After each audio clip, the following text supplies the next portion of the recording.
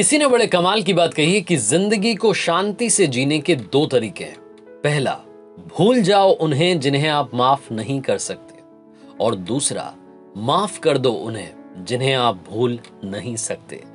Hi guys, मैं हूं RJ Kartik. एक छोटी सी कहानी आपके लिए। ये कहानी एक ऐसे व्यक्ति की जो कि ऑफिस में जॉब किया करता था। ऑफिस के वर्क प्रेशर की वजह से बड़ा परेशान था, फ्रस्ट्रेटेड रहता था कि इतना सारा काम है, बॉस की डांट सुनने को मिलती है। वो यह वही जो गुस्सा था ऑफिस का घर आकर के बच्चों पर निकालता था, बीवी पर निकालता था, घर में झगड़ा करता था। उसे लग रहा था कि उसकी लाइफ का होना ना होना बराबर है। जब कभी दोस्तों को कॉल आते थे, कॉल कट कर देता था। रिश्तेदारों के आते थे, गुस्सा करने लगता था। एक दिन ये बंदा अपने घर में ऐसे ही बैठा हुआ था। इसका बच्चा इसके पास में और आकर के बोला कि पापा मेरी हेल्प कर दीजिए, मुझे होमवर्क करवा दीजिए। तो इसने अपने बच्चे को डांट दिया और डांट करके भगा दिया कि जाओ यहाँ से, मैं होमवर्क करने के लिए बैठा हूँ यहाँ पर। थोड़ी देर के बाद में जब इसका गुस्सा ठंडा हुआ तो इसको लगा कि यार जाकर के एक बार बच्चे की मदद करनी चाहिए, उसकी हेल्प करनी चाहिए, उसका होमवर्क करवाना चाहिए।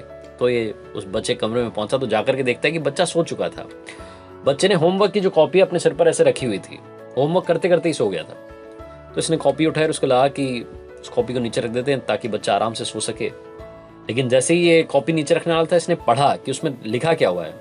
इसको लगा कि एक बार पढ़ लेते हैं, बच्चा काम क्या कर रहा था ऐसा जिसमें मदद चाहिए थी। तो जो होमवर्क था उसका टाइटल था, वो काम जो हमें शुरू में अच्छे नहीं लगते लेकिन बाद में धीरे धीरे धीरे अच्छे लगने लगते हैं।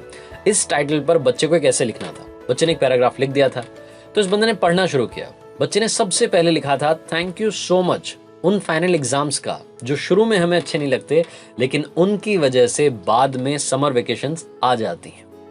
थैंक यू सो मच उन बेस्वाद कड़वी लगने वाली दवाइयों का जो शुरू में तो बिल्कुल अच्छी नहीं लगती लेकिन बाद में उनकी वजह से हम सब ठीक हो जाते हैं। उस बच्चे ने आगे लिखा कि थैंक यू सो मच उस अलार्म क्लॉक का जो सुबह सुबह हमें जगा देती है, हमें अच्छा नहीं लगता लेकिन उसकी वजह से जो हम जाग जाते हैं तो हमें मालूम चलता है कि हम जिंदा हैं। थैंक यू सो मच ऊपर वाले का, भगवान को भी बच्चे ने थैंक यू कहा कि आपकी वजह से मेरे पापा मेरी जिंदगी में आए। मेरे पापा जो शुरू में तो मुझे डांटते हैं, मुझे बिल्कुल अच्छा नहीं लगता लेकिन बाद में मुझे घुमाने के लिए ले जाते हैं, अच्छा अच्छा खाना खिलाते हैं, खिलौने दिलाते हैं। तो ऊपर वाले आपका धन्यवाद कि आपने पापा को मेरी लाइफ में भेजा, क्योंकि मेरे दोस्त के तो पापा ही नहीं है। ये जो आखिरी की लाइन थी, इस लाइन ने इस बंदे को झकझोर दिया, अंदर तक हिला करके रख दिया। ये नींद से जाग गया और इसको लगा कि इसकी लाइफ में क्या कुछ है जो होते हुए भी ये मिस कर रहा है। उस बच्चे के ऐसे को कॉपी करते हुए बंदा बड़बड़ाने लगा, बोलने लगा कि हे ऊपर वाले, थैंक यू सो मच, आपकी वजह से मेरे पास में घर है। कईयों के पास में तो घर भी नहीं है। क्या हुआ अगर मैं EMI चुका रहा हूं तो मेरे पास घर तो है। उसके बाद इसने बोला कि थैंक यू सो मच ऊपर वाले, आपकी वजह से मेरे पास में परिवार है। कईयों के पास में तो परिवार नहीं होता, वो दुनिया में अकेले होते हैं। इस बंदे ने बोला कि थैंक यू सो मच ऊपर वाले, आपकी वजह से मेरे पास में ऑफिस है, वर्क प्रेशर है। क्या हुआ थोड़ा सा काम का प्रेशर है तो मेरे पास में जॉब तो है। कईयों के पास में तो जॉब होती ही नहीं है।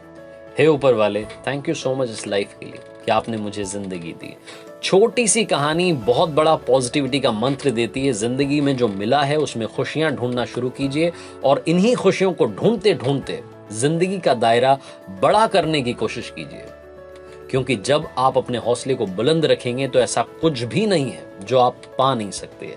अचीव करने के लिए पूरा जहां पड़ा है, बस आपने अपनी शक्तियों को समेटना है। और एक बार फिर से बोलूंगा, कर दिखाओ कुछ ऐसा कि दुनिया करना चाहे आपके जैसा। कर दिखाना है कुछ ऐसा कि दुनिया आपकी तरफ देखे। तो आरजे कार्तिक की कहानी बस इतनी सी। अगले हफ्ते मिलेंगे, अगले सोमवार सुबह 9:30 बजे।